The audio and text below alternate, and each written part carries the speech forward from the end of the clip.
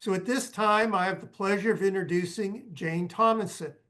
Ms. Thomason is the lead industrial hygienist for the National Nurses United and serves on a CDC work group of the Healthcare Infection Control Practices Advisory Committee, or HICPAC. Ms. Thomason will discuss preventing infectious disease transmission and promotion of workplace safety. Ms. Thomason, the floor is yours. Thank you so much, Dr. Kavanaugh. It's really fantastic to be here with you all. So if you're not familiar, NNU is the largest labor union and professional association for registered nurses in the United States and has long been working on these issues around infectious diseases, both within healthcare facilities as well as in a more public health in the communities kind of sphere. So tonight I'll be talking about infectious disease hazards and protections in healthcare settings. I think everyone is aware infectious disease have long posed a really significant threat to human health, and nurses and other healthcare workers have always cared for patients who are infectious and really play an essential role in combating disease outbreaks, pandemics, and preventing further spread by helping patients heal from their infections and educating patients about their health, making sure isolation's in place, making sure patients understand what's going on and what they need to do to keep their families and communities healthy.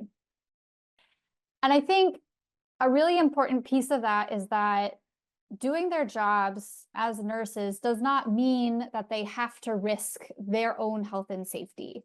They can be protected. There are situations where nurses are protected, but there's also a lot of situations where nurses are not well protected. And so that's really, I think, the topic for this presentation tonight is really digging into those infectious disease hazards in healthcare settings and what protections should be in place.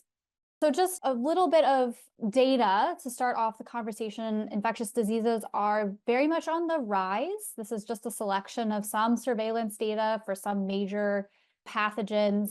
For example, tuberculosis cases increased for the third year in a row in the US in 2023. It was the highest numbers of cases we've seen in 11 years. And we've long seen TB spread in healthcare settings when controls are not in place. Measles cases are surging worldwide. Cases were 20% higher in 2023 compared to 2022. In 2024, we've seen 277 measles cases in the US so far. Since 1996, only 3 other years have we seen higher measles cases.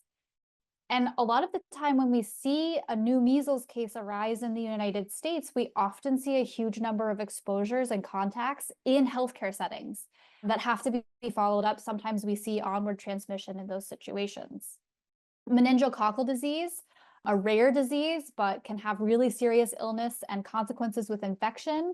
Cases have risen sharply since 2021 in the US. Candida auris has spread rapidly around the world and across the United States. Of course, new COVID variants continue to emerge and cases continue to surge unpredictably. We have very little data in the United States on the spread of COVID in healthcare settings, but there's actually ongoing surveillance data in Canada that shows pretty consistently that about 30 to 40% of COVID cases occurring among hospitalized patients are healthcare associated, either from that current hospital stay or from a prior healthcare facility that they transferred from. There's no systematic tracking of occupational infections in the United States for any occupation, and that includes nurses and other healthcare workers. There are estimates that indicate that nurses as a profession, as well as other healthcare workers, experience a significant burden of work-related infections. It's estimated that between 34,000 and 151,000 occupational influenza infections occur annually in the US among healthcare workers. There are up to 6,400 occupationally acquired pulmonary TB infections among healthcare workers in the US, estimated. Research shows that MRSA colonization rates are higher for nursing staff than for other healthcare staff, about twice as high. It's estimated that between 80 and 260 healthcare workers die annually from occupational infection, only accounting for hepatitis B and C, HIV, and tuberculosis. And of course, frontline healthcare workers have been significantly more likely to have COVID than the general population, to have long COVID than the general population. Research has shown that pretty consistently. So the way that healthcare worker protections have been decided in the past is really missing an important piece of the science on aerosol transmission. And I believe that that is a big part of why we are seeing high risk to both healthcare workers and patients. And without understanding this science, transmission risk is being inaccurately estimated and needs for protection are being left unmet. So I just want to talk about that science for a few minutes because I think it is really important to this conversation. Everyone knows for infectious diseases that are spread from person to person, there are three main ways typically taught in infection control: airborne, droplet, contact. We've all been taught that some infectious diseases are spread through droplet transmission, where respiratory droplets fall out of the air within 3 to 6 feet. Only certain pathogens are capable of spreading through airborne transmission, where the pathogens can spread longer distances. And this has been the dominant understanding of infectious disease transmission for essentially about a century, where we've seen experts really insist that there's this distinct line between those pathogens spread through droplet transmission and those that spread through airborne transmission. And as a result of that dominant interpretation of this science, we've seen very different levels of protection implemented for pathogens categorized as droplet transmitted compared to airborne. Widely different, say for influenza, you would see droplet precautions using a mask, maybe an isolation gown, no special isolation for the patient, just keeping 3 to 6 feet of spacing from others, versus a few limited pathogens that would be under airborne precautions, where you would use a respirator and enhanced engineering controls like an airborne infection isolation room, things like measles, tuberculosis, varicella. It's a very short list in that category. But that distinction between droplet and airborne transmission that has been based on particle size as well as particle distance traveled is actually wrong. It's been disproven. And we need to update our thinking to just one category of aerosol transmission, or we could also call it inhalation transmission. That's the new terminology proposed by the World Health Organization, by their multidisciplinary committee. And I want to spend just a minute with that science because it has major implications for what protections nurses and other healthcare workers, as well as their patients, need in healthcare settings. So just really briefly, this is a whole several fields of research that I'm trying to encapsulate in just a few moments in this presentation. Respiratory aerosols are emitted by people when they breathe, cough, speak, sing, sneeze, laugh. And those aerosols, those particles, are in a continuum of sizes, ranging from less than 1 micron to more than 100 microns. And understanding how those aerosols travel through the environment, I think, is an essential part of understanding how we stop disease transmission when that person is infected with a respiratory pathogen or a pathogen that can be present and infectious in your respiratory tract, things like COVID or influenza or RSV or even measles. And these particles are emitted as part of a turbulent gas cloud. And I have a video that shows visually this turbulent gas cloud of warm air with force behind it, and that impacts where the particles go. So this video captures the behavior of a sneeze in slow motion. When an infected person breathes, coughs, sneezes, sneaks, sings, yells, they release infectious aerosol particles that can travel long distances through and remain suspended in the air for long periods of time, depending on environmental factors. And you can see different sizes of particles being emitted as not as individual particles, but as part of a plume or a cloud of infectious virus. And so really, we're not dealing with just big droplets or just small airborne nuclei. We're dealing with a continuum of particle sizes within a cloud of warm air with a force behind it that helps it go farther and be distributed through the room. And that you can see 7 to 8 meters, 23 to 26 feet. That warm plume of air carries those infectious particles long distances. And so this is a sneeze, right? But thinking about that cloud of infectious virus getting emitted with less force behind it every time someone who's infected with a respiratory pathogen breathing, for example. So then I think the next question that we need to ask is, how are those infectious particles eliminated from room air? When we're talking about indoor settings, there are really only a few mechanisms that can cause aerosol particles to be eliminated from air, mainly diffusion, gravity, and impaction. Super briefly, diffusion is when particles spread out. Gravity causes particles to settle out of the air. Impaction happens when the particle hits a surface in its path of motion. So in a room with some level of ventilation, or even just people moving around that's moving the air, causing the air to become turbulent, these are the estimated times it takes for differently sized particles to settle out of the air. So as you can see, only particles 100 microns or bigger settle out of the air relatively quickly within seconds. Anything really smaller than 100 microns is likely to remain in the air and spread around potentially for days. So when people who are infected with flu or RSV, COVID, they can shed infectious virus when they breathe, speak, cough, sing, laugh, have medical procedures performed on their airways. Those infectious viral particles are in a continuum of sizes, suspended in the air, can travel significant distances, remain aloft in the air for long periods of time, depending on the environment. And I think it's also important to point out that research has found that the majority of infectious viral particles are actually found in the smallest aerosols. Those are the ones that are able to travel farthest, stay aloft longest. This is true for several common respiratory pathogens like COVID, flu, and RSV. And without sufficient ventilation and other control measures, those respiratory aerosols can remain suspended in the air and become increasingly concentrated as time goes by, recalling that only particles 100 microns or larger settle out relatively quickly within seconds. And so this is a model that was built and published that I think is a really fantastic visual representation of what we're talking about here, of how that concentration can build up quickly over time.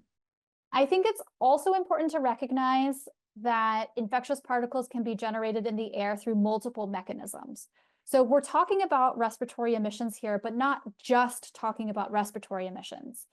Vomiting and diarrhea have been shown to create aerosols. There are medical procedures like intubation, extubation that can create aerosols, although there's a lot of question about the traditional list of aerosol generating procedures maybe not being the most accurate and needing to be updated. There are also other clinical tasks that can generate aerosols, like changing bed linens or even flushing the toilet. Researchers at NIOSH did a study and found that contamination from the toilet bowl can stay in the water for over 20 flushes later and continue to be aerosolized with each flush. You can see visualization from a different study of the plume from a flushing commercial toilet on the slide. And given all of this science, I think it's also important to think about that there are multiple pathogens that are able to survive in the environment, right? Because it's both, can the pathogen be aerosolized, but also can the pathogen remain infectious within the environment until it finds a new host. And there are many pathogens that are able to survive and remain infectious while in the air for varying amounts of time, dependent on multiple factors like temperature, humidity, sunlight. Some pathogens are better at surviving in the environment than others, but there are many that are able to survive long enough through the air to lead to transmission through inhalation or aerosol transmission. And this is not all just theoretical putting pieces together, right? There's documented instances of infectious disease transmission through the air from multiple pathogens. This is just a very small selection of some examples of meningococcal disease, RSV, influenza, even non-respiratory pathogens like norovirus. I would also point out that mpox can be transmissible through the air under certain circumstances.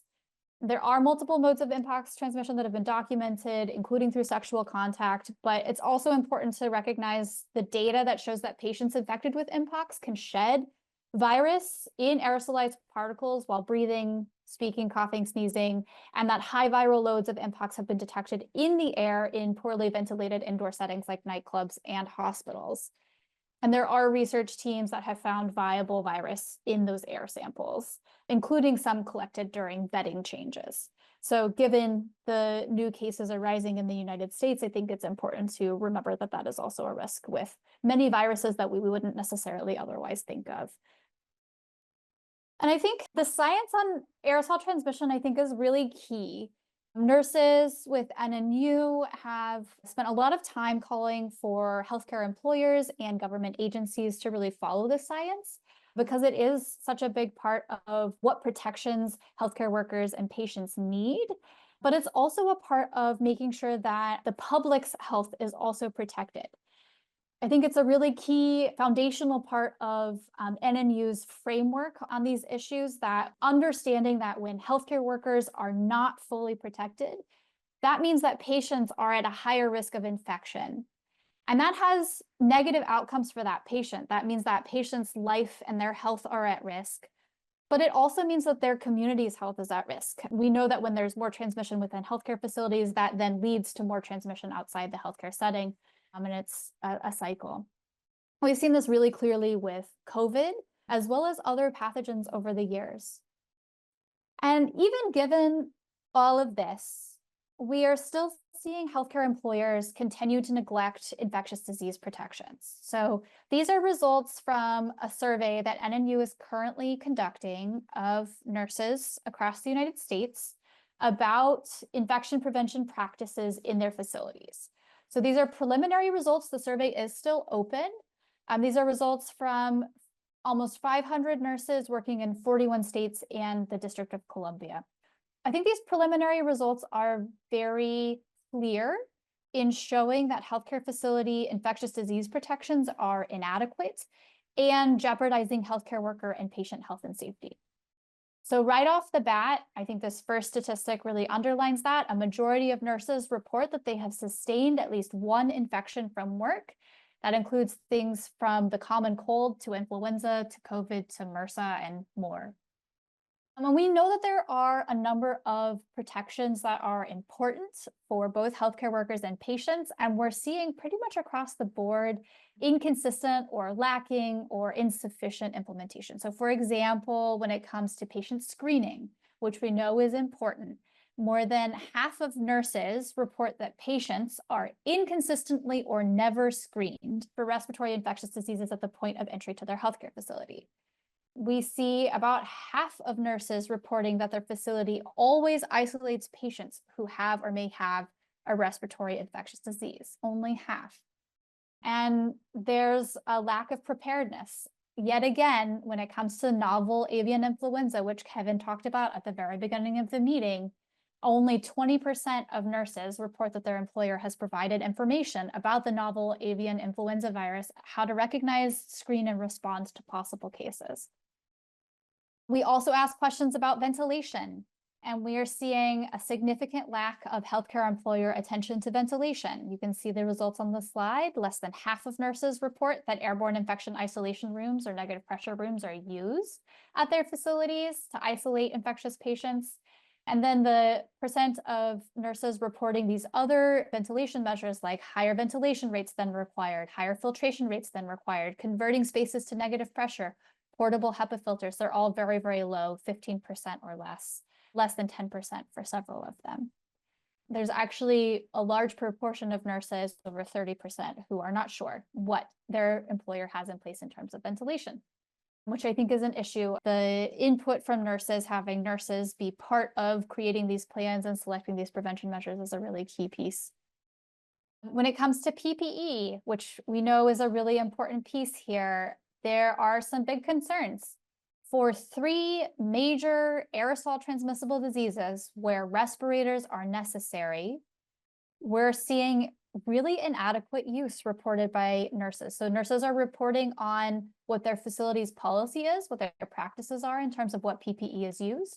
65% of nurses report that their facility uses a respirator for TB, 36% for measles, and only 63% for COVID. For COVID, nearly half of nurses report that their facility uses a surgical mask. I think that's really concerning. I'm sure I don't need to explain it to any of you all on this call. but very concerning because the evidence is so abundantly clear that COVID is aerosol transmitted, that a respirator is required. A surgical mask does not provide respiratory protection. And yet, here we are at the end of 2024 with healthcare employers continuing to ignore this science and failing to protect healthcare workers. Other issues, nurses not having access to PPE on their unit, and a large percentage, 1 in 5 nurses still being required to reuse PPE designed for single use.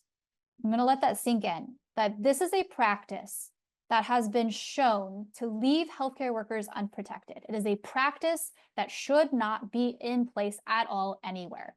PPE, N95 respirators designed to be used one time and thrown away, almost 20% of nurses report that they are still being required to reuse single-use N95s. And then more than half of nurses report inconsistent, infrequent, or non-existent notification from their employers about infectious disease exposures, which is just a significant issue in terms of protecting those healthcare workers' health, making sure they get the follow-up care that might be helpful, the prophylaxis that might be helpful for them, as well as preventing onward transmission, making sure they have access to the workers' comp. So clearly the situation needs to change. Existing protections are not enough. We need to apply the science that we have that's so clearly recognized to protect healthcare workers and patients. So the next part of my presentation, I'll talk through the implications of this science on aerosol transmission and what is needed to protect healthcare workers. And I want to be clear that a guiding principle for nurses, for NNU, is a principle that really needs to be going into any standards or protections for healthcare workers around infectious diseases, is the precautionary principle. I'm sure everyone is familiar, but just in case there's people listening who are not familiar, the precautionary principle is the idea that when there are unknowns about what harm might be happening, we don't wait to take action until there's evidence of harm. We take action to protect people's health in a precautionary manner. There's a cartoon explainer on the slide. So I think that really ties into the Swiss cheese model of risk reduction, which again, I'm sure everyone's familiar, but just in case anyone is not, the idea that each prevention measure that we could put in place is like a slice of Swiss cheese. Each slice has holes in different places, or each prevention measure is effective in different ways. And only if you line up enough prevention measures, enough slices of cheese, will you be assured of preventing the harm, of making sure that none of the holes line up. So this diagram is focused on aerosol transmitted infectious diseases because that's where the practice and guidance around protections needs updating based on the science. But the concept of the Swiss cheese model does apply to, say, contact transmitted pathogens or pathogens transmitted in other ways. So I'm going to talk through some of the major layers of protection here, just briefly, a little bit more detail, starting with ventilation. So ventilation is really key to preventing aerosol transmission by reducing the concentration of infectious aerosols in shared air. Ventilation and source control, I think, go hand in hand, and they are both important measures to reduce the concentration of infectious aerosols in shared air. Proactively and quickly identifying patients who are or may be infectious, making sure that potentially infectious patients are promptly isolated. Those are really key to making sure that we are preventing infectious aerosols from entering especially crowded locations like lobbies and waiting rooms.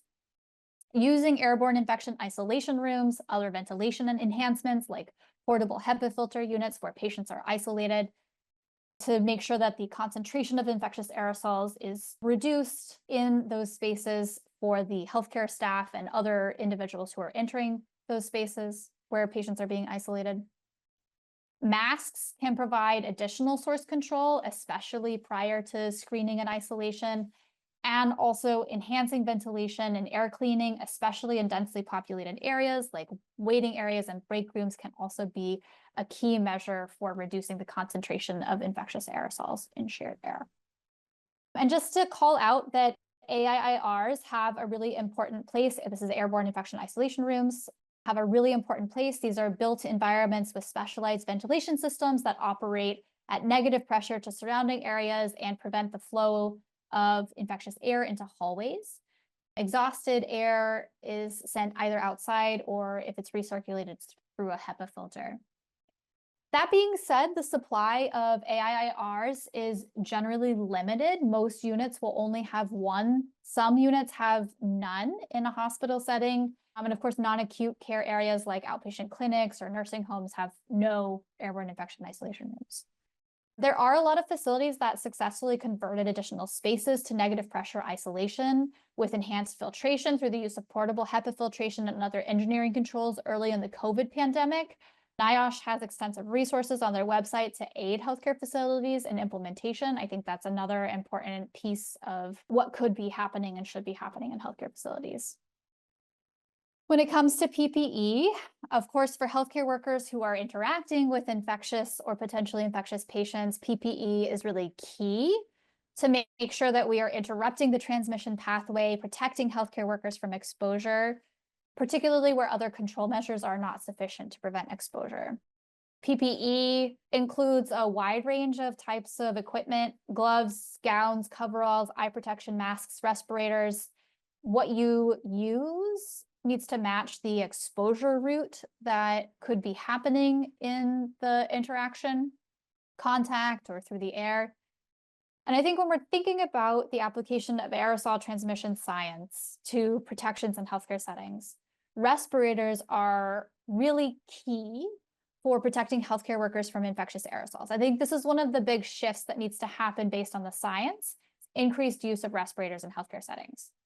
Respirators are designed and actually regulated by NIOSH, the National Institute for Occupational Safety and Health, to provide protection from breathing in hazardous aerosols, as long as they're fit tested, if they're tight fitting and donned properly, used within the context of a respiratory protection program. There are multiple types and levels of respirators. There's pictures on the slide from powered air purifying respirators, or PAPRs. These are often the most protective. They can be easier to wear for longer periods of time because the motor provides positive pressure. A battery-powered motor, provides the filtration, and you can use HEPA filters with them. Elastomeric respirators are another option. They're reusable. They often achieve a more reliable face seal and fit, and they can provide N95 or even higher levels of filtration depending on the type of filter that's used with them. And then, of course, the N95 filtering face piece respirators, which are the minimum standard when it comes to respirators and are what folks are most likely to be familiar with. Just to be clear, surgical masks are not respirators. Surgical masks provide facial protection from splashes and sprays. They do not provide protection from inhalation of hazardous aerosols. And just to name that there's very, very clear evidence that respirators protect against inhalation hazards and surgical masks don't. Just to provide one example, a study conducted by McIntyre in 2011, a randomized controlled trial. They randomized healthcare workers to a control group with no mask versus a surgical mask group versus an N95 group. And they found that the N95s were significantly more protective for multiple outcomes: clinical respiratory illness, influenza-like illness, any virus. They were detecting a range of viruses: coronaviruses, adenoviruses, RSV, influenza, several other viruses in their panels, and influenza. So you can see the table on the slide. Also, there are many studies in a variety of industries that have found that respirators effectively reduce contaminant concentration in the air being breathed in by workers. These are called workplace protection factor studies. A sample probe is placed inside the respirator and outside the respirator, so you can compare the contaminant levels. Can also be done in a simulated setting, can be done in a workplace while a worker is doing their job, or in a lab setting. And I think this evidence is important in healthcare because the hazardous aerosols that we're concerned with, they're infectious diseases. They're hard to accurately measure, at least at this point, based on the technology that we have access to. And we don't really need more evidence than this. The evidence that we have is very clear. Respirators are protective. Plus, with the precautionary principle guiding us, we should be using the protection that we know works against the harm we know is harmful. Even if we don't have specific data for every specific scenario, we have enough to know that healthcare workers need respirators to be protected from infectious disease exposures through the air. And then just to name that contact tracing and exposure notification and paid sick leave are really important pieces of protections in healthcare settings. If a healthcare worker is exposed to an infectious disease, employers need to make sure there's a system in place to identify that exposure promptly, notify healthcare workers so action can be taken. And that prompt action is really important to prevent onward transmission, either through testing or work restrictions or other measures, and for enabling workers to access other protections like, say, workers' compensation. Paid sick leave is, of course, indispensable in preventing infectious disease transmission. There's one study that found that following institution of laws mandating paid sick leave, there was an 11% reduction in influenza-like illness rates. So just to sum up my presentation, I think it's important in a conversation about infectious disease hazards in a healthcare setting, about public health issues, to name that we know that we are headed into a new political environment. The incoming administration has very clearly stated goals to shred public health agencies and reverse many of the public health protections that we've gained over the past several decades. I know many of us are feeling a lot of fear and despair about what might be coming. But just to name that, nurses are in many ways no stranger to hostile circumstances, to the kind of impossible odds that we feel like we are about to face, because nurses face impossible odds and overcome them at work every day. And I think that that will continue to be true. Nurses will continue to fight for patients, for communities, for infectious disease protections. I think these fights over infectious disease protections will continue to happen in our units, in our healthcare facilities, and in our communities across the nation. So I do just want to make an open invitation that should anyone want to join with the nurses in that fight, because together we are stronger. We do have a nurse advocacy network, or we call it NAN. It's an online network of healthcare workers, patients, and community supporters who are ready to mobilize for patient care protections, healthcare justice. We've done a lot of powerful organizing over the last several years together to hold healthcare employers, elected officials, and others accountable for the health and safety of our communities. And the website for that is nnu.org/NAN. I can drop it in the chat as well. And there's more information there, as well as a form to fill out to join the network. So I do want to offer that as a resource for folks. And that's my presentation. So I'm happy to turn it back to you, Kevin. Thank you all so much for having me tonight.